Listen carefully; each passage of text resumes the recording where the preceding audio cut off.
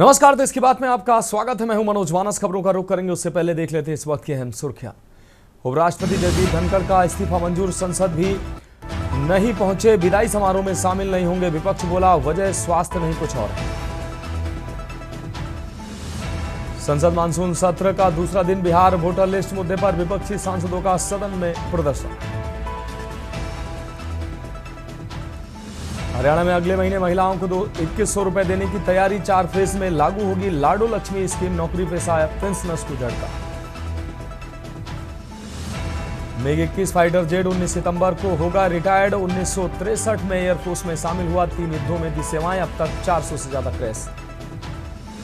चंदन मिश्रा हत्याकांड के 2 शूटर मुठभेड़ में घायल, बिहार एसटीएफ ने सरेंडर करने को कहा तो फायरिंग की, भागने में मदद करने वाला गिरफ्तार। जम्मू कश्मीर और हिमाचल में लैंडस्लाइड में 5 मौतें, उत्तराखंड महाराष्ट्र समेत 5 राज्यों में बारिश का अलर्ट। एमपी के कान्हा टाइगर रिजर्व में बाढ़ में बहा।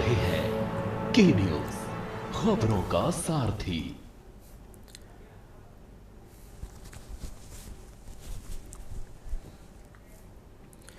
और अब खबरें विस्तार से। अहम रिपोर्ट से बुलेटिन की शुरुआत करेंगे। देश के उपराष्ट्रपति जगदीप धनखड़ के इस्तीफे ने सभी को चौंका दिया है।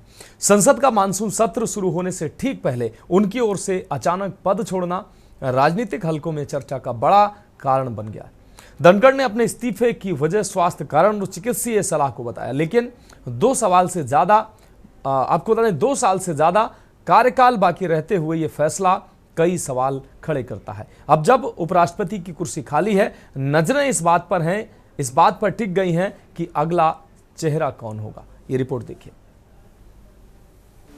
उपराष्ट्रपति जगदीप धनखड़ के सोमवार देर शाम अचानक इस्तीफे ने देश की राजनीति में हलचल मचा दी। संसद के मॉनसून सत्र के पहले ही दिन उनके इस फैसले ने हर किसी को हैरान कर दिया। स्वास्थ्य कारणों और चिकित्सीय सलाह का हवाला देते हुए धनखड़ ने राष्ट्रपति द्रौपदी मुर्मू को अपना इस्तीफा सौंपा, जो स्वीकार कर लिया गया। अब उनकी जगह नए उपराष्ट्रपति के चुनाव की प्रक्रिया जल्द शुरू होगी और एनडीए गठबंधन जल्द ही अपना उम्मीदवार घोषित कर सकता है। लेकिन सवाल है कौन? प्रश्नकाल के पहले एक आवश्यक सूचना देनी है। The ministry of home affairs wide notification eight 22/7/25 has conveyed the resignation of Vice President of India, Shri Jagdeep Dhankad, under Article 67A of the Constitution with immediate effect. 74 वर्षीय जगदीप धनखड़ ने अगस्त 2022 में देश के 14वें उपराष्ट्रपति के रूप में शपथ ली थी। वे 3 वर्षों तक राज्यसभा के सभापति के तौर पर कार्यरत रहे और अब 2 साल से ज्यादा कार्यकाल बाकी करते हुए उन्होंने पद छोड़ दिया। जबकि जगदीप धनखड़ ने 10 जुलाई को ही साफ कर दिया था कि मैं अगस्त 2027 से पहले रिटायर नहीं होऊंगा। माननीय Nand Kumar ji, please, now you may retire. I will retire at the right time. I will retire at the right time. I will retire at the right time. August 2027. लेकिन इन सबके बीच सुबह इस्तीफा मंजूर होते ही अटकलों पर विराम लग गया। अब नया सवाल सामने आकर खड़ा हो गया है कि अब इस अहम संवैधानिक पद पर कौन बैठेगा। बीजेपी के नेतृत्व वाले एनडीए गठबंधन की ओर से नए उपराष्ट्रपति पद के उम्मीदवार की घोषणा जल्द होने की संभावना है। इस रेस में सबसे मजबूत नाम राज्यसभा के उपसभापति हरिवंश नारायण सिंह का माना जा रहा है। वे जनता दल यूनाइटेड के राज्यसभा सांसद हैं और साल 2020 से उपसभापति के तौर पर काम कर रहे हैं। हरिवंश सिंह को केंद्र सरकार का करीबी और भरोसेमंद चेहरा माना जाता है। बीजेपी किसी राज्य के वर्तमान राज्यपाल को भी उम्मीदवार बना सकती है। जैसे धनखड़ पश्चिम बंगाल के राज्यपाल रह चुके हैं। साथ ही अनुभवी केंद्रीय मंत्री या पार्टी के शीर्ष संगठनात्मक नेता का नाम भी सामने आ सकता है। पार्टी सूत्रों के मुताबिक नेतृत्व के पास कई विकल्प हैं और नाम को लेकर मंथन चल रहा है। वहीं रेस में राजनाथ सिंह, मनोज सिन्हा, बीएसपी प्रमुख मायावती के नाम की भी अटकलें लग रही हैं। बता दें, धनखड़ को साल 2022 में एनडीए सरकार ने उपराष्ट्रपति पद का उम्मीदवार बनाया था। 6 अगस्त 2022 को हुए चुनाव में उन्होंने विपक्ष की उम्मीदवार मार्गरेट अल्वा को बड़े अंतर से हराया था। उन्हें 528 वोट मिले थे, जबकि अल्वा को 182। 10 अगस्त 2022 को उन्होंने देश के 14वें उपराष्ट्रपति के तौर पर शपथ ली थी। उपराष्ट्रपति रहे जगदीप धनखड़ के इस्तीफे से हर कोई हैरान है। कयासों का बाजार गर्म है। वहीं कयासों के बीच धनखड़ के इस्तीफे के अगले दिन पीएम मोदी ने धनखड़ के बेहतर स्वास्थ्य की कामना करते हुए एक्स पर पोस्ट किया। श्री जगदीप धनखड़ जी को भारत के उपराष्ट्रपति सहित कई भूमिकाओं में देश की सेवा करने का अवसर मिला। मैं उनके उत्तम स्वास्थ्य की कामना करता हूँ। पीएम के पोस्ट के बीच धनखड़ के इस्तीफे को लेकर विपक्ष की भी प्रतिक्रियाएं सामने आई। कांग्रेस के सीनियर लीडर और सांसद मल्लिकार्जुन खड़गे ने इस्तीफे के सवाल पर साफ कहा कि उनके इस्तीफे की वजह वो ही जाने। वहीं जम्मू कश्मीर के सीएम उमर अब्दुल्ला ने उनकी सेहत की बेहतरी की दुआ मांगते हुए अचानक इस्तीफे पर हैरानी जताई, जबकि यूपी के पूर्व सीएम अखिलेश यादव ने कहा कि स्वास्थ्य की चिंता सबको होनी चाहिए। देखिए, कारण उन्हीं को मालूम, उससे कुछ हमारा लेना देना नहीं।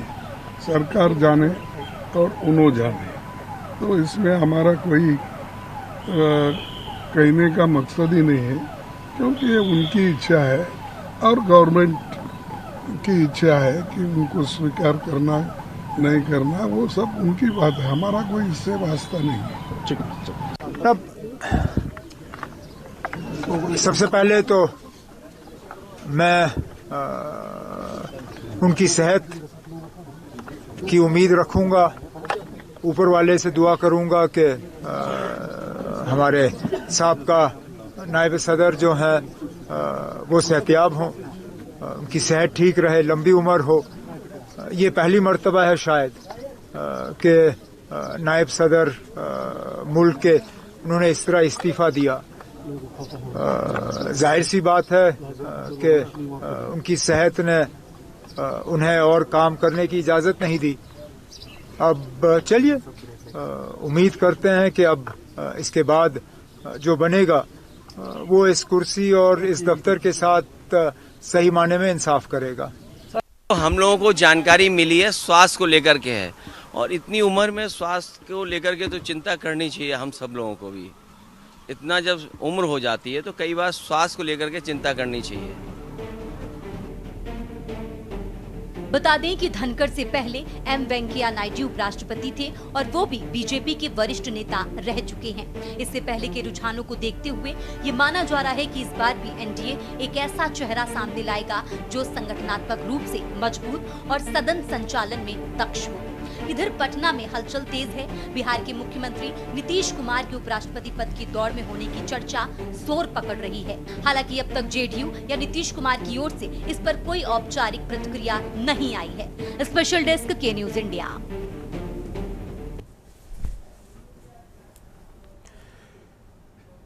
अब बढ़ेंगे अगली खबर की ओर। छत्तीसगढ़ के रायपुर से खबर है, जहां चैतन्य बघेल की मुश्किलें बढ़ी हैं। कोर्ट ने 14 दिनों की न्यायिक रिमांड में भेजा है। 18 जुलाई को कथित शराब घोटाले में रिमांड पर लिया गया था। रिमांड खत्म होने पर आज फिर हुई थी पेश।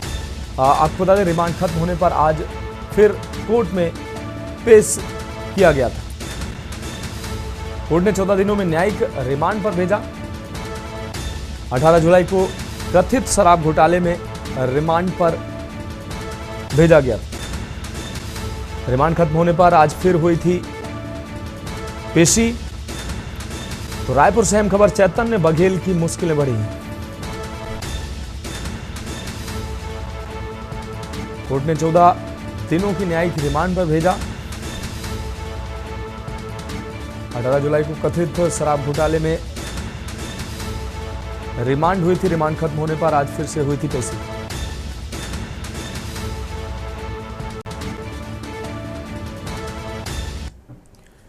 अब बढ़ेंगे अगली खबर की ओर। खबर जांजगीर चांपा से है, जहां नवागढ़ ब्लॉक के सिउड़ गांव में हाई स्कूल में अंग्रेजी और संस्कृत शिक्षक की कमी से नाराज बच्चों और पालकों ने स्कूल में ताला जड़ दिया। अंग्रेजी शिक्षक अमित मैसी पिछले 3 वर्षों से जस नवागढ़ में अटैच हैं, जबकि लक्ष्मी प्रसाद सूर्यवंशी का ट्रांसफर महंत हाई स्कूल में हो चुका है। इससे बोर्ड परीक्षा की तैयारी कर रहे छात्रों की पढ़ाई बुरी तरह से प्रभावित हो रही है। शिक्षक नहीं मिलने से पहले ही पालकों ने ताला लगाने की चेतावनी दी थी, लेकिन प्रशासन ने कोई कार्रवाई नहीं की। सोमवार को बड़ी संख्या में पालक और छात्र स्कूल पहुंचे और आक्रोश जताते हुए तालाबंदी कर दी।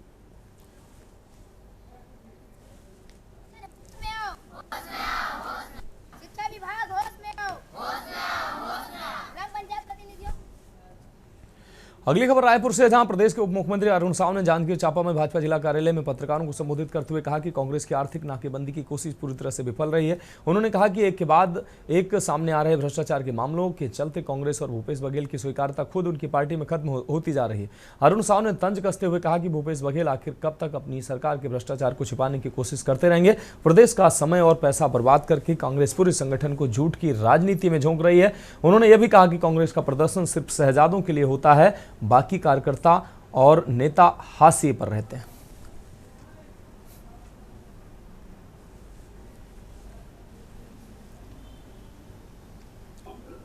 कांग्रेस पार्टी के द्वारा आयोजित बंदी को छत्तीसगढ़ की जनता ने, व्यापारिक संगठनों ने, श्रम संगठनों ने पूरी तरह से नकार दिया है। छत्तीसगढ़ की जनता कभी भ्रष्टाचार और भ्रष्टाचारियों का समर्थन नहीं करती है, ये बात स्पष्ट हो गया है।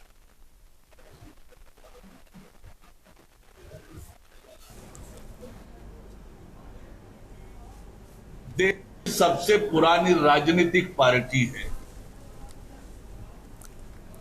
बढ़ेंगे अगली खबर की ओर। आपको बता दें, गौरेला पेंड्रा से खबर है, जहां मरवाही जिले में प्रदेश कांग्रेस कमेटी के आह्वान पर कांग्रेस कार्यकर्ताओं ने सोमवार को आर्थिक नाकेबंदी और चक्का जाम कर विरोध प्रदर्शन किया। रानी दुर्गावती तिराहे पर कांग्रेस ने सड़क पर बैठकर भाजपा सरकार और ईडी के खिलाफ जोरदार नारेबाजी की। इस दौरान पूर्व विधायक डॉक्टर के ध्रुव, जिला कांग्रेस अध्यक्ष उत्तम वासुदेव समेत बड़ी संख्या में कार्यकर्ता मौजूद रहे।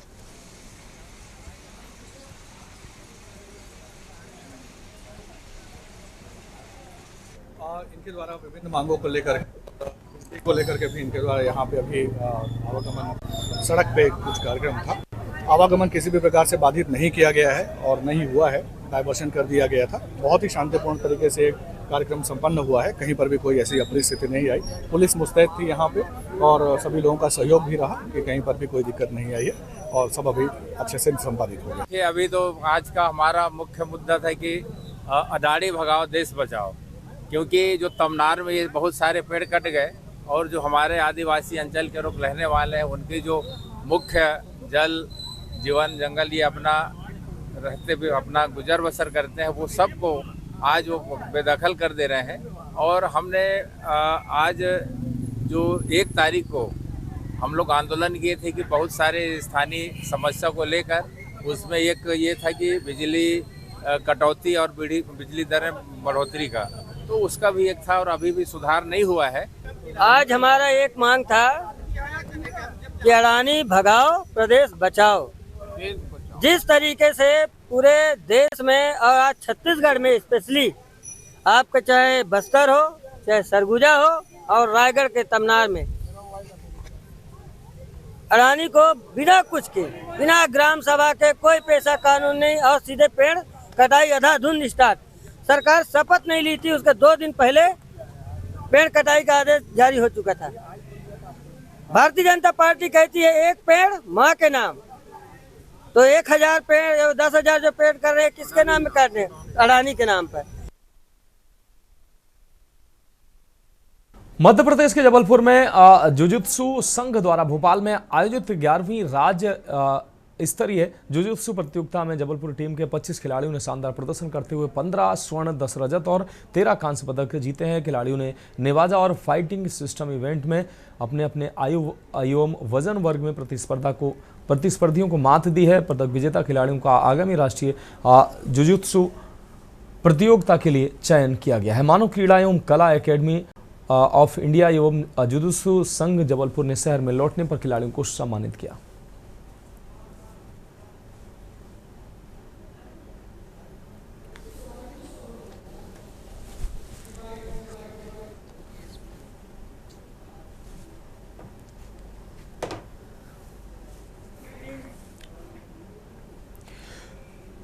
जबलपुर के घमापुर थाना क्षेत्र में सतीश कुमार पटेल ने मकान निर्माण के लिए ठेकेदार राजा पटेल उर्फ पिंकी लोधी को 3 लाख रुपए दिए थे, लेकिन ठेकेदार ने आधा काम अधूरा छोड़कर पूरे पैसे लिए मिस्त्री और मजदूरों के साथ गायब हो गया। पीड़ित परिवार ने बताया कि उनके पिताजी पैरालाइज्ड हैं और रिटायरमेंट के बाद अपने सपनों का घर बनवाने में लगे थे। इस धोखाधड़ी से परिवार को भारी आर्थिक एवं मानसिक क्षति हुई है। उन्होंने प्रशासन से उचित कार्रवाई की मांग की। अब देखना होगा प्रशासन इस पर क्या कार्रवाई करता है।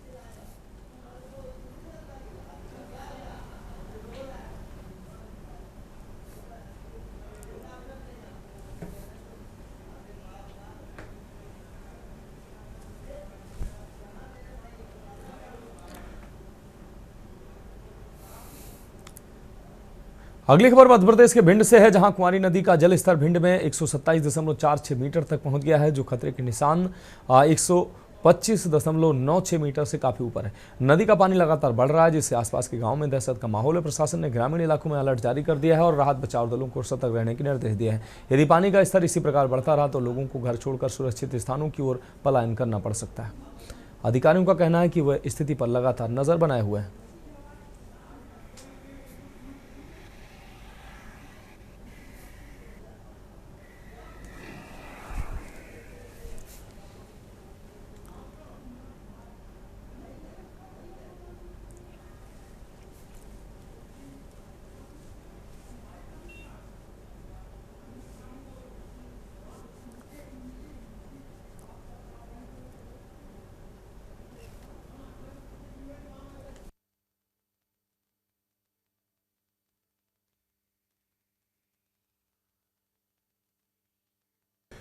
अगली खबर पंजाब के पटियाला से है, जहां पटियाला में बिजली बोर्ड कर्मचारी यूनियन ने पंजाब सरकार के खिलाफ धरना प्रदर्शन किया। यूनियन सदस्यों ने कहा कि सरकार ने जो वादे किए थे वो पूरे नहीं किए हैं। मांगों की अनदेखी के विरोध में 27 जुलाई को बिजली मंत्री के घर बाहर भी प्रदर्शन होगा। सर्किल कार्यालय में दूर दूर से आए कर्मचारी अपनी मांगों को लेकर एकजुट दिखे।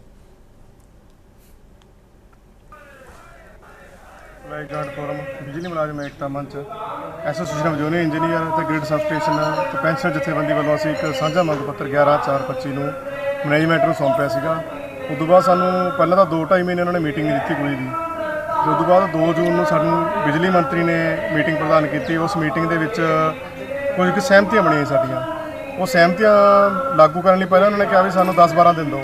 ਉਸ ਤੋਂ ਬਾਅਦ ਫੇਰ ਦੁਬਾਰੇ ਜਦੋਂ ਅਸੀਂ ਮਿਲੇ ਉਹ ਕਹਿੰਦੇ ਵੀ ਸਾਨੂੰ 10-12 ਦਿਨ ਹੋਰ ਦਿਓ ਤੇ ਅਸੀਂ ਉਸ ਤੋਂ ਬਾਅਦ ਆਪਦਾ ਜਿਹੜਾ ਸਹਿਮਤੀ ਨੇ ਤੁਹਾਡੇ ਨਾਲ ਹੋਈਆਂ ਇਹ ਲਾਗੂ ਕਰਨਾ। ਇੱਕ ਤਾਂ ਸਭ ਤੋਂ ਪਹਿਲੀ ਮੰਗ ਸਾਡੀ ਹੈ ਜਿਹੜੀ 17/7/20 ਦਾ ਇੱਕ ਤਾਨਾਸ਼ਾਹੀ ਵਾਲਾ ਪੱਤਰ ਜਾਰੀ ਹੋਇਆ ਹੈ, ਜਿਹੜਾ ਸੁਪਰੀਮ ਕੋਰਟ ਦੇ ਵਿੱਚ ਵੀ ਸਰਕਾਰ ਕੇਸ ਹਾਰ ਚੁੱਕੀ ਹੈ। ਉਹਦੇ ਬਾਵਜੂਦ ਸਰਕਾਰ 17/7/20 ਵਾਲਾ ਜਿਹੜਾ ਆਪਦਾ ਨਾਦਰਸ਼ਾਹੀ ਫਰਮਾਨ ਆ ਵਾਪਸ ਨਹੀਂ ਲੈ ਰਹੀ। ਕਰਦੇ ਆ ਲਗਭਗ 40 ਤੋਂ 45 ਹਜ਼ਾਰ ਜਿਹੜੀਆਂ ਹੈਗੀਆਂ ਵੈਕੈਂਸੀਆਂ ਨੇ ਬਿਜਲੀ ਬੋਰਡ ਦੇ ਵਿੱਚ ਤੇ ਭਰਤੀਆਂ ਇੰਨੀਆਂ ਕੁ ਕਰਦੇ ਨੇ ਜਿਹਦੇ ਨਾਲ ਉਸ ਤੋਂ ਵੱਧ ਰਿਟਾਇਰਮੈਂਟ ਹੋ ਜਾਂਦੀ ਹੈ ਸਾਲ 'ਚ।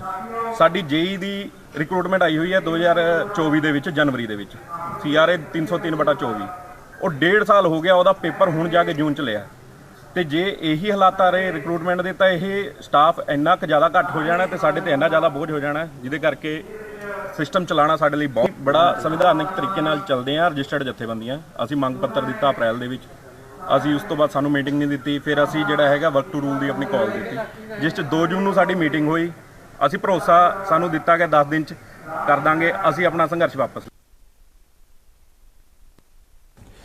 बठिंडा के सरकारी सीनियर सेकेंडरी गर्ल्स स्कूल में मंगलवार को उस समय हंगामे का माहौल बन गया जब स्कूल के सभी अध्यापक स्कूल गेट के बाहर सड़क पर धरने पर बैठ गए। अध्यापकों ने हिंदी विषय की महिला अध्यापक सुनीता कंबोज पर दुर्व्यवहार और स्टाफ को बेवजह परेशान करने का आरोप लगाया। प्रदर्शनकारी शिक्षकों का कहना है कि सुनीता आए दिन किसी न किसी से झगड़ा करती हैं और स्टाफ की शिकायतें करती हैं। उन्होंने मांग की है कि उनकी तत्काल बदली की जाए। वहीं महिला अध्यापक सुनीता कंबोज का कहना है कि वह अबोहर से रोज 80 किलोमीटर की दूरी तय करके स्कूल आती हैं और कभी कभी देर हो जाती है, जिसके कारण उन्हें बेइज्जती का सामना करना पड़ता है। उन्होंने स्कूल में अन्य समस्याओं की ओर भी इशारा किया।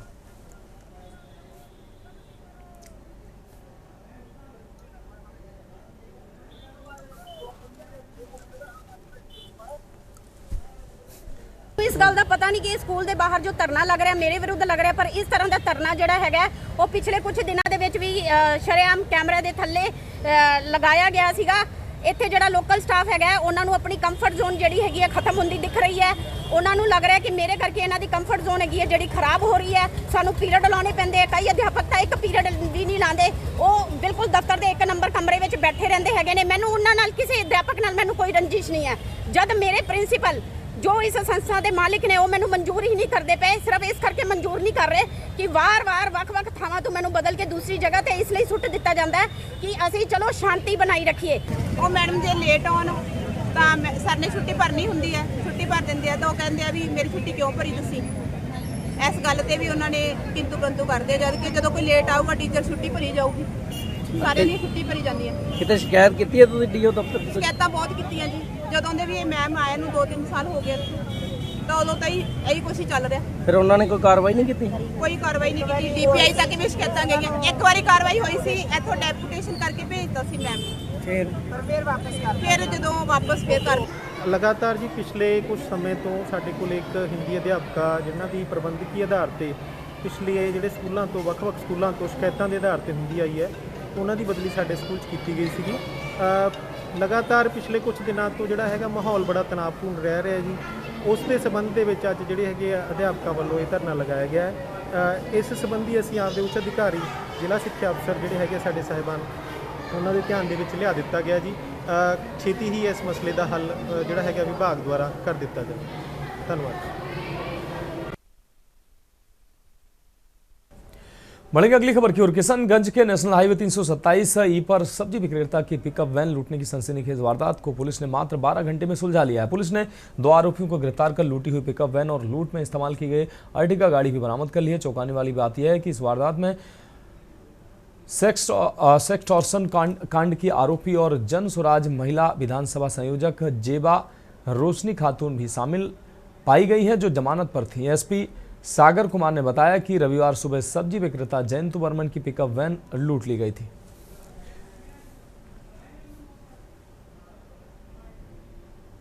इसका की मिलान किया गया है और वादी द्वारा उनको पहचान भी किया गया। सर वाहन मालिक कौन है, क्या ये इसकी वाहन मालिक की गिरफ्तारी हुई है ना, ये शेखर कुमार सिन्हा जो है वे वाहन मालिक भी हैं और चालक का भी ये कार्य कर रहे थे, अर्टिगा गाड़ी को ये चला भी रहे थे।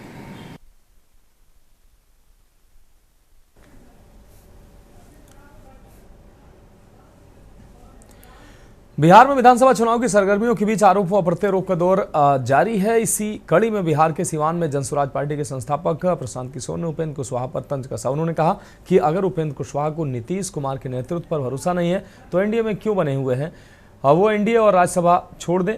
वहीं पीके ने विधानसभा की मानसून सत्र की शुरुआत पर नीतीश कुमार को भी घेरा। प्रशांत किशोर ने कहा कि विधानसभा में नेता सदन और मुख्यमंत्री के तौर पर नीतीश कुमार का ये अंतिम सत्र है। चुनाव के बाद वो मुख्यमंत्री नहीं बनने वाले हैं। बढ़ेंगे अगली खबर की ओर। जिले के राघोपुर प्रखंड क्षेत्र अंतर्गत राजद कार्यालय में आगामी विधानसभा चुनाव की तैयारियों के लिए राष्ट्रीय जनता दल के कार्यकर्ताओं की एक अहम बैठक आयोजित की गई, जिसमें मतदाता सूची पुनर्निरीक्षण कार्यक्रम को लेकर विस्तृत रूप से चर्चा की गई। बैठक की अध्यक्षता राजद महिला प्रकोष्ठ के प्रदेश महासचिव कुमारी मधु यादव ने की।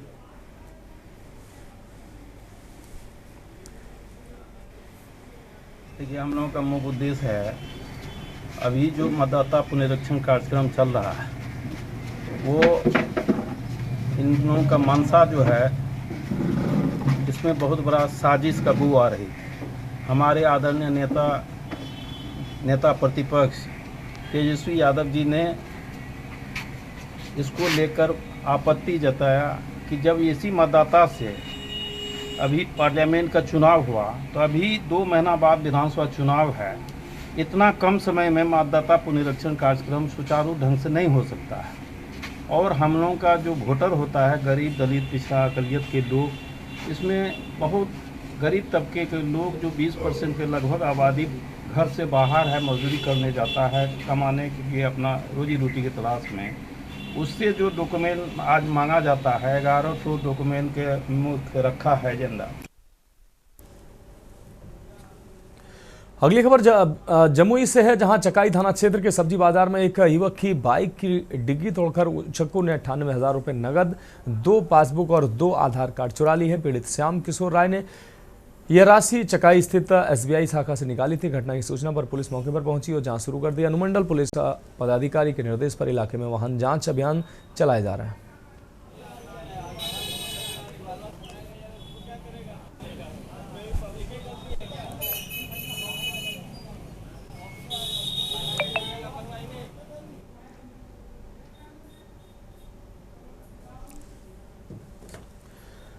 मंगलवार को उपायुक्त सह जिला दंडाधिकारी जामताड़ा रवि आनंद के द्वारा कार्यालय के सभागार प्रकोष्ठ में जनता दरबार का आयोजन कर आमजनों की समस्याओं को सुना गया। उपायुक्त ने इस संबंध में मीडिया को संबोधित करते हुए कहा कि आज सभागार प्रकोष्ठ में जनता दरबार का आयोजन किया गया, जिसमें करीब 55 से अधिक लोगों ने अपनी शिकायतें हमारे समक्ष रखी। सभी समस्याओं को सुनते हुए अग्रतर कार्रवाई हेतु संबंधित अधिकारियों को आवश्यक दिशा निर्देश दिए हैं। साथ ही कहा कि ज्यादातर समस्याएं मैया सम्मान योजना से जुड़ी थी। कुछ समस्याएं पीएम आवास, अबुआ आवास, तो वहीं कुछ बैंक से संबंधित मामले सामने आए थे।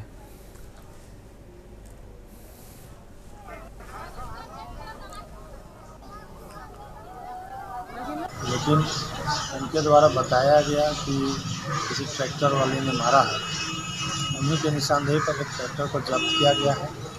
उसके परिजनों को कहा गया कि आप FIR लिख करके दीजिए। उसके बाद जो कानूनी कार्रवाई है आगे किया जा रहा है और जो भी मुआवजा है उसको दिया जाएगा।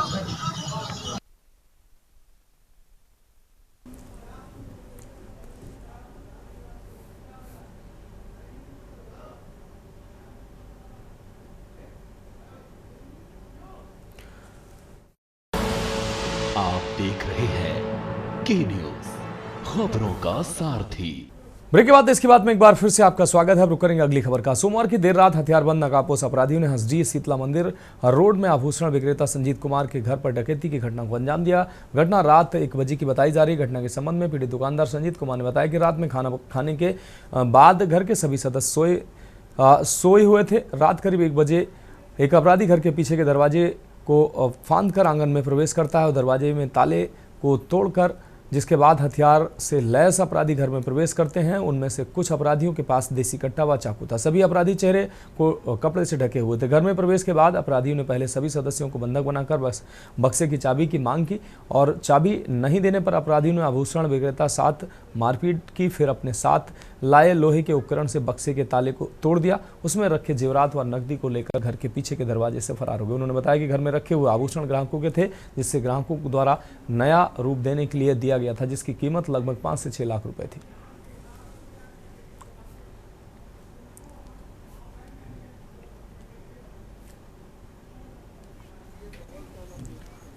घुसा कैसे घुसा? पहले उंगला तरफ के घुसा होगा, खोला होगा दिया। इसके बाद ना सर गेट खोला काहे की आसानी हो। इसके बाद ना धीरे से ग्रिल खोला। उसके बाद ना शायद हम सबका गेट पे लगाया। फिर पापा जहाँ हॉल में पापा सोए थे वहीं पे सब गए। उसके बाद ना उसके बाद उसको पकड़े, पापा को पकड़े। उसके बाद बोले क्या उसको उठाए, पापा को उठाए। फिर ना उसे बोला क्या हम डाकू है, चिल्लाएगा नहीं। उसके पापा चिल्लाया नहीं, डकैत है, चिल्लाएगा नहीं।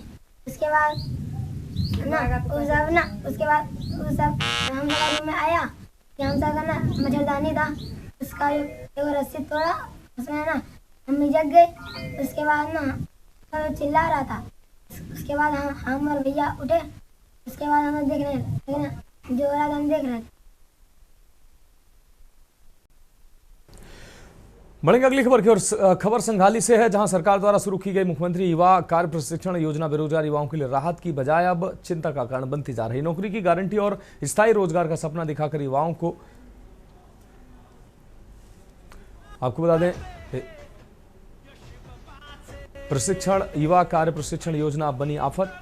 युवाओं को इस योजना से जोड़ा गया, लेकिन अब उन्हें कुछ ही महीनों की अस्थायी नौकरी के बाद बिना किसी भविष्य के छोड़ दिया गया। योजना के तहत युवाओं को 5 से 6 महीने के लिए सरकारी प्रतिष्ठानों में तैनात किया गया, लेकिन 11 महीने बीतने के बाद भी ना तो नौकरी पक्की हुई, ना ही कोई नया आश्वासन मिला। इससे हजारों युवा खुद को ठगा महसूस कर रहे हैं।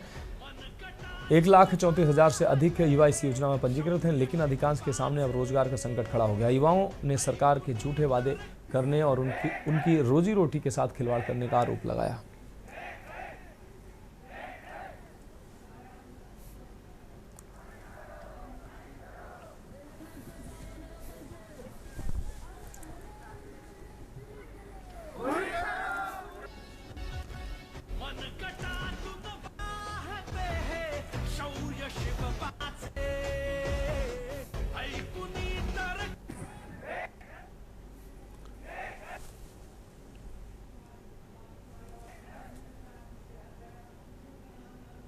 एक महाराष्ट्र मुंबई देशाचे स्किल सेंटर बनेल.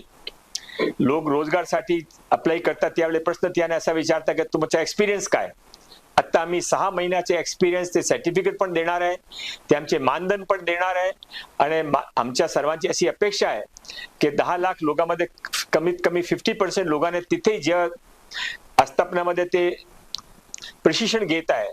लाडक्या बहिणींचं केलं तर लाडक्या भावांचं काय. मी म्हणालो लाडक्या भावांचं कधीपासून प्रेम आलं, सगळे तर भाऊ गेले निघून. पण बोललो लाडक्या भावानं पण आम्ही करणार. देशातलं पहिलं राज्य आहे प्रशिक्षण भत्ता 6,000, 8,000, 10,000 माझ्या पोरांना युवकांना देण्याचा निर्णय आमच्या सरकारने घेतला. हे सगळं अशा पद्धतीने असताना देखील जर असं बोलत असतील आणि हे जर खोटं असेल तर ह्या तिघांच्यावरती गुन्हा दाखल झाला पाहिजे आणि यांच्यावरती केस झाली पाहिजे. फसवणुकीचा गुन्हा झाला पाहिजे. या मुलांच्या वरती छळवणुकीचा केस, या मुलांना फसवलं गेलं. 1,34,000 मुलं या ठिकाणी निवडणुकीच्या मतदानच्या टायमाला रस्त्यावरती उतरले, प्रत्येकाने मतदान केलं आणि आज तेच मंडळी सांगतात की आम्ही असं काहीच बोलू नाही. माननीय एकनाथजी शिंदे साहेबांचा आमचा आदर आहे, ते 100% काहीतरी मार्ग काढतील.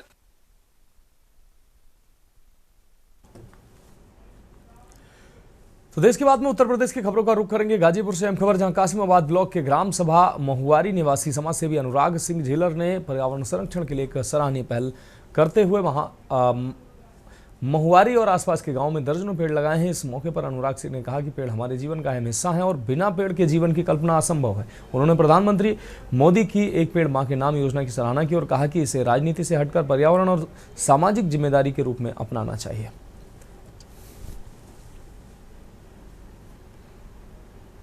पूरा विधानसभा कासिमाबाद ब्लॉक के अंतर्गत महुआरी ग्राम सभा का रहने वाला हूँ। ये आज आप अपने ग्राम सभा में वृक्षारोपण किए, क्या कहेंगे? मैं अपने ग्राम सभा में वृक्षारोपण किया, उसके अगले गांव में भी किया और अन्य कई गांवों में कर रहा हूं। और सभी लोग को जागरूकता के तहत कि सभी लोग अधिक से अधिक वृक्षारोपण करें, जिससे वातावरण हम लोग का पर्यावरण सही हो। और क्योंकि प्रदूषण और पेड़ बहुत ज़्यादा कट रहे हैं, पहले के पूर्वज हमारे बहुत सारे लोग विचार करके गए, पेड़ लगाए, उसका फल हम लोग को प्राप्त हो रहा है। तो ये ना सोचें कि आज ही लगाएंगे तो आज ही होगा। एटा से अगली खबर है, जहां भारतीय किसान यूनियन टिकैत के किसानों ने कलेक्ट्रेट स्थल पर धरना स्थल पर जिलाधिकारी प्रेम रंजन सिंह को मुख्यमंत्री के नाम एक लिखित ज्ञापन सौंपा। किसानों ने खाद की उपलब्धता, राजस्व फाइलों के निस्तारण, प्रदूषण और नगर सफाई सहित कई समस्याओं के समाधान की मांग की। किसानों ने कहा कि धान और बाजरा की रोपाई के दौरान खाद की कमी और महंगी बिक्री से उन्हें परेशानी हो रही है। उन्होंने गोदामों की जांच कराने और राजस्व फाइलों को समय पर तहसीलदार न्यायालय भेजने की मांग की है।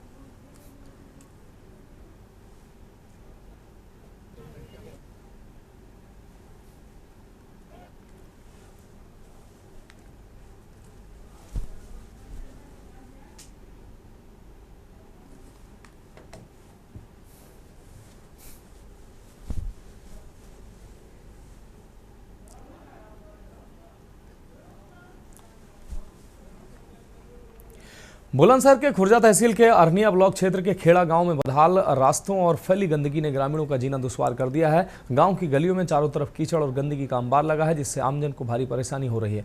ग्रामीणों का आरोप है कि उन्होंने कई बार गांव के प्रधान और सेक्रेटरी से शिकायत की, लेकिन आज तक कोई कार्रवाई नहीं हुई है। ग्रामीणों का कहना है कि गाँव में वर्षों से कोई विकास कार्य नहीं हुआ है और जिम्मेदार अधिकारी व प्रधान सिर्फ आश्वासन देकर टालते आ रहे हैं। गंदगी और जलभराव के चलते गाँव में बीमारियां फैलने का खतरा मंडरा रहा है। समस्या तो बहुत सारी है, पर एक हल्ला भाई 5 साल में अभी तक। क्या क्या समस्या सी? गंदगी, सफाई कर्मी पे पूरे महीना में एक दिन खेड़ा में नहीं आ रहा, गंदगी मच्छर काट रहा है, बीमारी फैल रही है, बच्चे बीमार हो रहे हैं। तो आपने क्या प्रधान से शिकायत नहीं की? प्रधान से शिकायत की न करो, मेरा 6 महीने आ गए। हमारे पत्रकार मोनू महोदय उन्होंने हमसे कही कि साहब क्या परेशानी है, हमारे तो मच्छर के मारे बालक बच्चे सब बीमार चल रहे हैं। तो प्रधान ने क्या जवाब दिया था? प्रधान तो साहब अपने काम देखेंगे, मच्छर न मारे, कोई दवा छिड़की न जा रही, कोई काम। आगरा के थाना खैरागढ़ क्षेत्र में मंगलवार देर रात पुलिस और बदमाशों के बीच मुठभेड़ हुई, जिसमें संदिग्ध बोलेरो पिकअप का पीछा कर रही पुलिस टीम पर बदमाशों ने फायरिंग कर दी। जवाबी कार्रवाई में पुलिस की गोली से 2 बदमाशों के पैर में गोली लगी। घटना के बाद पुलिस ने 5 बदमाशों को गिरफ्तार किया। घायल आरोपियों को CSC में भर्ती कराया गया। पुलिस को इनके पास से 132 किलो कॉपर वायर, 2 तमंचे, 7 खोखा कारतूस और 1 बोलेरो पिकअप बरामद हुई है। प्राथमिक जांच में सामने आया है कि आरोपी ट्रांसफार्मर से तेल और तार चोरी जैसी घटनाओं में शामिल थे। अब पुलिस इनका आपराधिक रिकॉर्ड खंगाल रही है। अधिकारियों ने बताया कि सतर्कता के चलते बड़ी चोरी की वारदात टल गई है।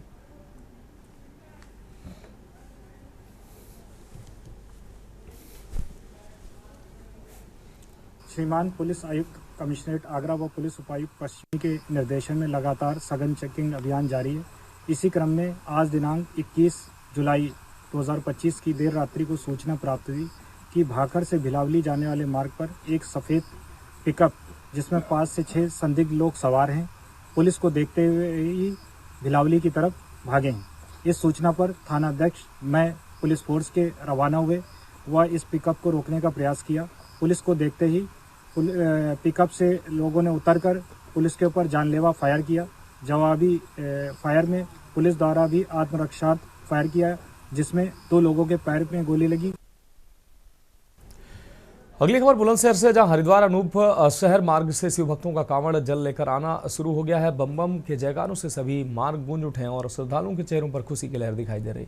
भाई बहन पैदल चलकर कांवड़ लेकर आ रहे हैं, जिससे रास्तों पर भक्ति और उल्लास का माहौल बना दिखाई दिया। सुरक्षा के पुख्ता इंतजाम के तहत सभी मार्गों पर पुलिस बल तैनात रही। सीसीटीवी और ड्रोन कैमरों से श्रद्धालुओं की सतत निगरानी की जा रही है। कांवड़ यात्रा के इस तूफान ने हरिद्वार में भीड़ की संख्या और बढ़ा दी और पूरा शहर भक्तिमय हो उठा।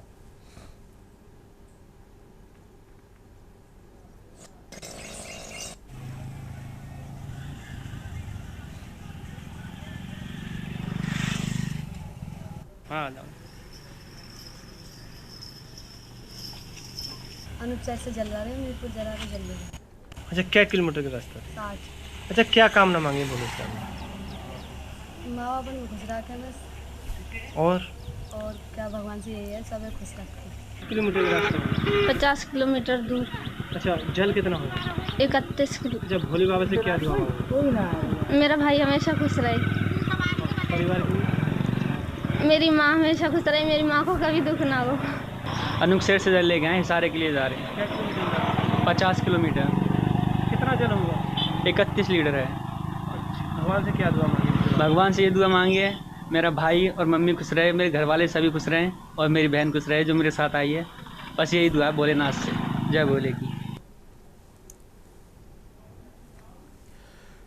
अगली अहम खबर कानपुर से है, जहां बदलते मौसम का असर सिर्फ इंसानों पर नहीं बल्कि कुत्तों पर भी गहरा पड़ता दिख रहा है। खासकर बरसाती सीजन में कुत्तों में स्किन इन्फेक्शन, फंगल और वायरल बीमारियां तेजी से बढ़ रही हैं। Dog specialist doctor Surendra Singh के अनुसार बारिश के मौसम में कुत्तों को खुजली, कीड़े लगने और शरीर में जलन जैसी समस्याएं होती हैं, जिससे वे ज़्यादा चिड़चिड़े और खतरनाक हो जाते हैं। गुस्से में आने वाले कुत्ते ज़्यादा काटने लगते हैं, जिससे बरसात के दौरान काटने के मामलों में वृद्धि हो गई।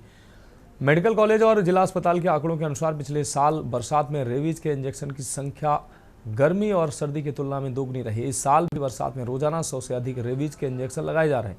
इस मौसम में कुत्तों की देखभाल और सतर्कता बेहद जरूरी है।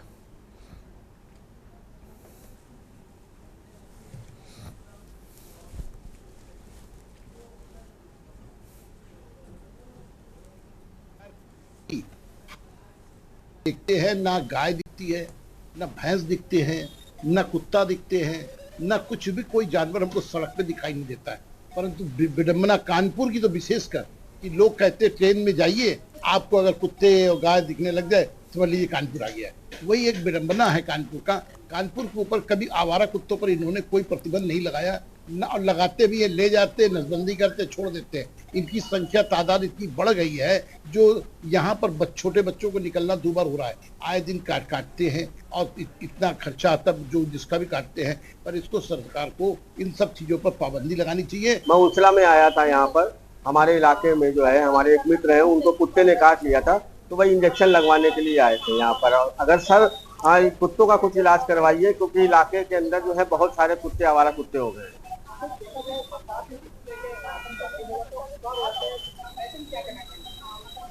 भाई ये तो देखना चाहिए ना, डॉग जो वहाँ नगर निगम की टीम है उनको देखना चाहिए कि जिस तरीके से अगर हम बात करें इलाकों के अंदर आवारा कुत्तों की भरमार सी हो गई है, तो उन लोगों को देखना चाहिए, आके पकड़ना चाहिए और पकड़ के उनको यहाँ से हटाना चाहिए। क्योंकि इस तरीके से आज मेरे मित्र को ही एक को कुत्ते ने काटा है, तो इस तरीके से जो है कुत्ते कई बच्चों को भी काट लेते हैं। बढ़ेंगे अगली खबर की ओर। कानपुर डिविजनल इंडियन वितरक संगठन की ओर से घरेलू गैस सिलेंडर वितरण में आ रही समस्याओं को लेकर जिलाधिकारी को ज्ञापन सौंपा गया। मीडिया प्रभारी अतुल त्रिपाठी ने बताया कि इंडियन मंडलीय कार्यालय की ओर से डीलरों को मांग से अधिक घरेलू सिलेंडर और अन्य उत्पाद जबरन भेजे जा रहे हैं, जिन्हें लागत से कम कीमत पर बेचने की मजबूरी है।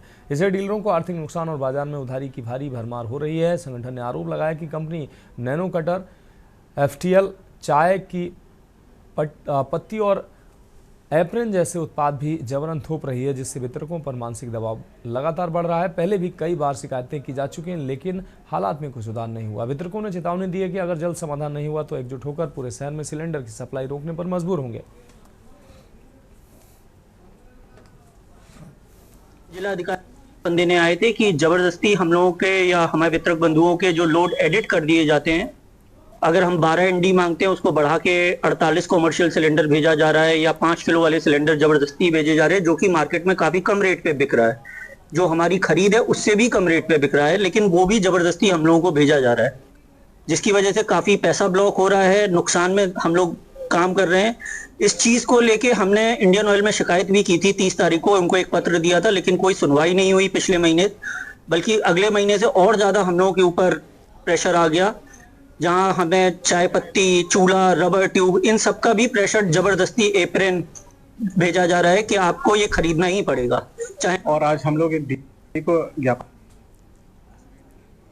कुछ प्रोडक्ट जो गैस से अलावा हैं, जैसे चाय की पत्ती, अन्य चीजें आपने सुना होगा एजेंसियों की जबरदस्ती दी जाती है कस्टमर, वो हमको दी जाती है हर महीने टारगेट पर, फिर मुझे मजबूरन नीचे बेचना पड़ता है।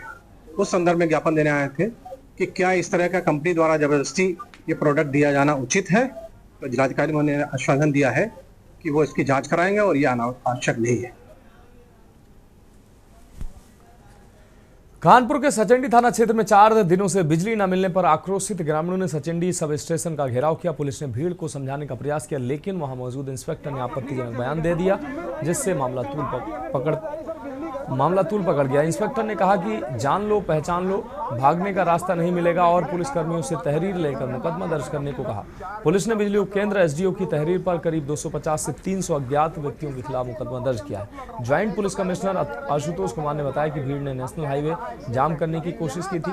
मामले में इंस्पेक्टर के खिलाफ शिकायत पर ACP पन्की को जांच सौंपी गई। इस घटना से इलाके में तनाव बढ़ गया है, जबकि लोग बिजली की समस्या के समाधान की मांग कर रहे हैं।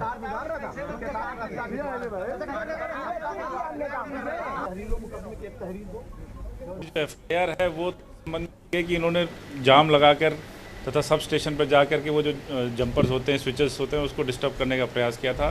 तो उनके SDO ने कंप्लेंट करी थी, इस पर FIR लिखाई गई है। उसमें हमारे पास वीडियो फुटेज भी है और उसमें काफ़ी लोग चिन्हित हुए हैं, इसकी जांच की जा रही है। एक कंप्लेंट और आई है जिसमें कि ये आया कि इंस्पेक्टर बिष्ट जो थे वो जाकर मिसबिहेव कर रहे थे, उसकी जांच ACP पन्की को दी गई है और वो शीघ्र अपनी जांच कंप्लीट करके दे देंगे। उसके बाद ही अग्रिम कार्रवाई की जाएगी।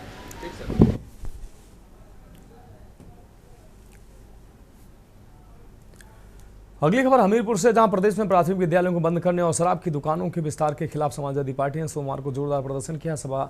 महिला सभा अध्यक्ष नीलम यादव के नेतृत्व में कार्यकर्ताओं ने सपा मजदूर सभा के साथ मिलकर कलेक्ट्रेट तक रैली निकाली और जिला अधिकारी घनश्याम मीणा को राज्यपाल के नाम ज्ञापन सौंपा। रैली में सैकड़ों कार्यकर्ता भाजपा विरोधी तख्तियां लेकर शामिल हुए और जमकर नारेबाजी की। सपा नेताओं ने सरकार पर जन विरोधी फैसले लेने का आरोप लगाया।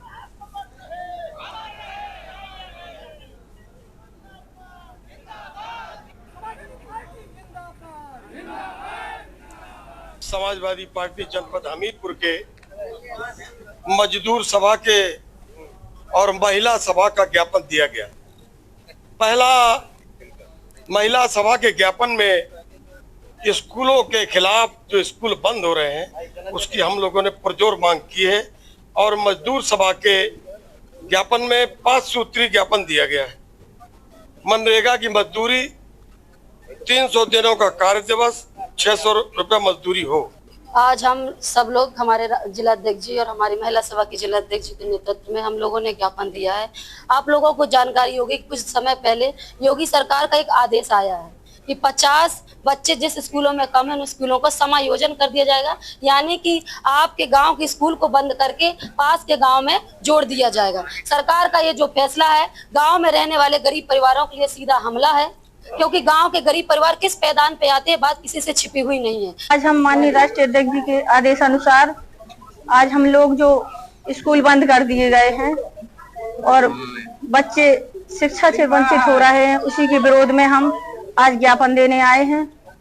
और वर्तमान सरकार जो भी कार्य कर रही है सिर्फ जनता के विरोध में कर रही है। आज बताइए बच्चों का भविष्य कहाँ जाएगा? बच्चे परेशान हैं। कई जगह देखो स्कूलों में बच्चे ताला देखकर रो रहे हैं।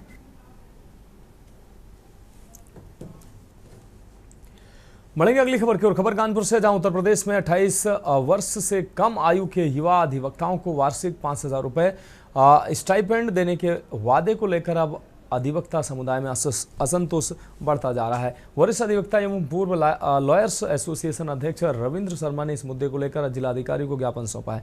रविंद्र शर्मा ने बताया कि 2018 में प्रदेश सरकार ने युवा अधिवक्ताओं को आर्थिक संबल देने के उद्देश्य से स्टाइपेंड योजना शुरू करने का ऐलान किया था, लेकिन अब तक कोई राशि मुहैया नहीं कराई गई है। ज्ञापन में मांग की गई है कि 2018 से 2023 तक के अधिवक्ताओं को 15,000, वर्ष 2024 के अधिवक्ताओं को 10,000 और 2025 के अधिवक्ताओं को 5,000 की राशि शीघ्र उपलब्ध कराई जाए। इस मुद्दे को गंभीरता से लेते हुए जिलाधिकारी ने अधिवक्ताओं को उचित कार्रवाई का आश्वासन दिया है।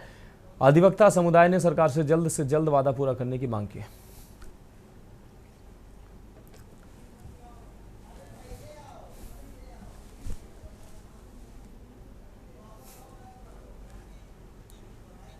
उत्तर प्रदेश सरकार ने युवा अधिवक्ताओं के उज्जवल भविष्य के लिए 2018 से जो 28 साल तक की उम्र के पंजीकृत अधिवक्ता थे उनको प्रथम 3 वर्ष तक ₹5,000 प्रतिवर्ष मुख्य अनुदान का देने को कहा, करोड़ रुपया जारी किया।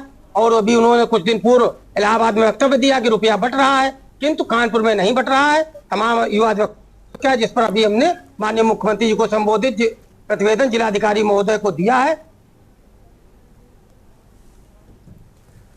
बढ़ेगा अगली खबर की ओर। कानपुर से अगली खबर, जहां समाजवादी पार्टी सभा की महानगर अध्यक्ष सुलेखा यादव ने जिलाधिकारी कार्यालय पहुंचकर प्रदेश में प्राथमिक विद्यालय बंद करने के फैसले के खिलाफ राज्यपाल को ज्ञापन सौंपा है। राज्यपाल को संबोधित ज्ञापन सौंपा, उन्होंने इसे अल्पसंख्यक बच्चों की शिक्षा पर हमला बताया। सुलेखा यादव ने कहा कि ये योजना संविधान में शिक्षा के अधिकार और सामाजिक न्याय का उल्लंघन है। उन्होंने सरकार से आदेश वापस लेने की मांग की है। तो मैं ज्ञापन इस विषय पर दे रही हूँ कि जो ये 5,000 स्कूल मर्ज कर रही है सरकार, ये सरकार सिर्फ बच्चों की शिक्षा से खिलवाड़ नहीं कर रही है, वो उनको इसलिए शिक्षा से दूर कर रही है क्योंकि शिक्षा सवाल करती है। तो जब बच्चा पढ़ेगा ही नहीं तो बच्चा सवाल क्या करेगा। और रही बात, जैसे हमारे प्राथमिक विद्यालय वो 1 किलोमीटर पे होना चाहिए। किसी के घर में माँ अकेले है तो बच्चा विकलांग है तो उसको छोड़ के पढ़ा सकती है। अब आप अगर 3 किलोमीटर पे करेंगे तो कैसे वो बच्चा वहां तक जाएगा। बढ़ेंगे अगली खबर की ओर। कानपुर के कमिश्नर ऑफिस में मंगलवार को एक महिला ने अपने पति और जेठ के खिलाफ गंभीर आरोप लगाए हैं। महिला ने बताया कि उसका पति लोगों से लड़ाई झगड़ा करता है और बाद में उससे छेड़छाड़ का मुकदमा लिखवाने का दबाव बनाता है। वहीं इस मामले में सोमवार को महिला का पति भी कमिश्नर ऑफिस पहुंचा था और सपा नेता से अफेयर का आरोप लगाते हुए जान का खतरा बताया। महिला ने डीसीपी के सामने सपा नेता को पहचानने से इनकार किया। इस पूरे विवाद ने पुलिस कमिश्नर ऑफिस में हंगामा मचा दिया। पुलिस अधिकारियों ने बताया कि थाना प्रभारी को मामले की जांच सौंपी गई है और दोनों पक्षों के आरोपों की गहनता से जांच कर दोषियों के खिलाफ कार्रवाई की जाएगी।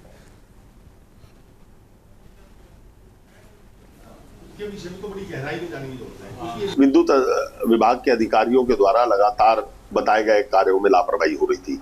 कल विद्युत विभाग के द्वारा एक बैठक बुलाई गई, माननीय समस्त जनप्रतिनिधियों को बुलाया गया। उसमें मैंने नगर क्षेत्र के जो मेरे कार्य पेंडिंग थे उसके विषय में जब उनसे चर्चा की तो उन्होंने उन कार्यों को करने में असमर्थता जताई और ये कहा कि ये काम विभागीय स्तर पर नहीं हो सकता। रायवाला मार्केट से प्रतापनगर को जो रास्ता जा रहा है उसमें सड़क के बीच में खंबा लगा है, वो सड़क का खंबा किसी के प्राइवेट लाइन नहीं है, विभाग की तारें जा रही है, विभाग के द्वारा उस पर तारें खींची गई हैं जो एक बड़ी सप्लाई आगे कॉलोनियों में या किसी क्षेत्र में जा रही है। ऐसे शिव विहार के अंदर भी खंबे जो है सड़क के बीच में, जब सड़क के खंबे विभाग ने लगाए, गलत लगाए, तो उनको हटाने का दायित्व भी ऊर्जा विभाग का ही है।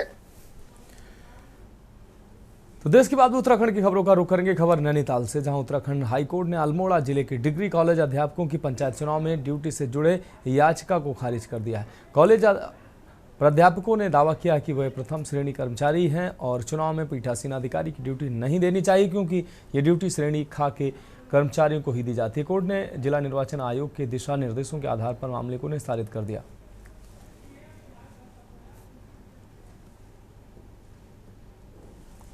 जनपद अल्मोड़ा में जो डिग्री कॉलेज के महाविद्यालय के जो प्राध्यापक गण हैं, उन्होंने एक रिट याचिका आयोजित की थी 7 लोगों ने। उनका ये कहना था कि हम श्रेणी क के कर्मचारी हैं, इसलिए हमारी ड्यूटी पीठासीन अधिकारी पर नहीं लगाई जा सकती है, क्योंकि पीठासीन अधिकारी समूह ख के अधिकारियों के अंतर्गत काम नहीं कर सकते हैं।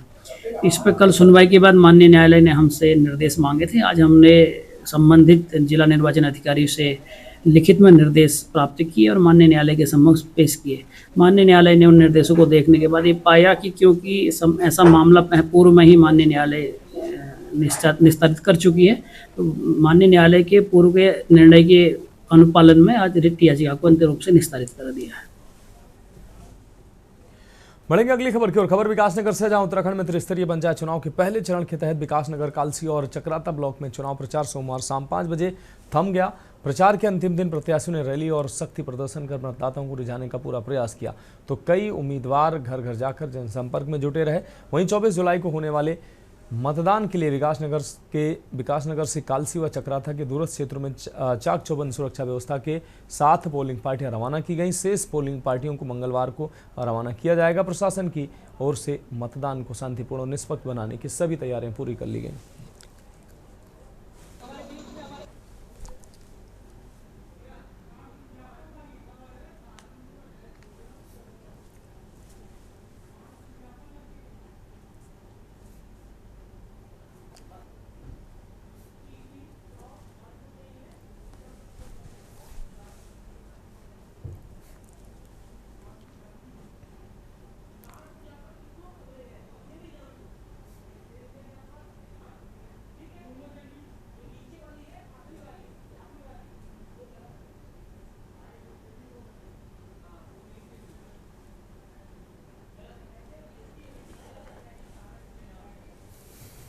इस तारीख को हमारे यहाँ से 44 पार्टी रहे हैं चक्राता और त्रिउरी के, वहाँ पे हमें आज पार्टी रवाना कर दी है।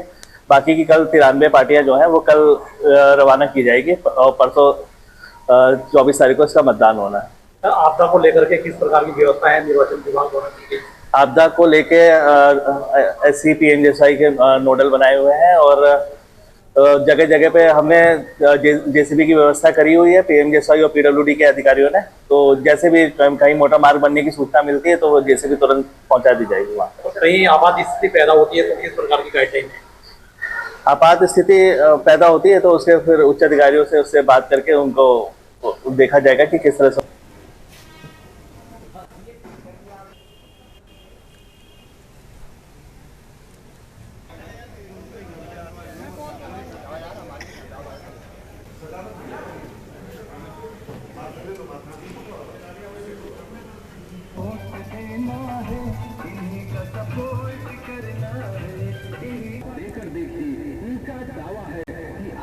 क्षेत्र पंचायत की छवि अवसर किया है। आज हम कांग्रेस के लोग आपसे यही कहने आए हैं। हमारे बीच में हमारे आपका स्वागत करते हैं।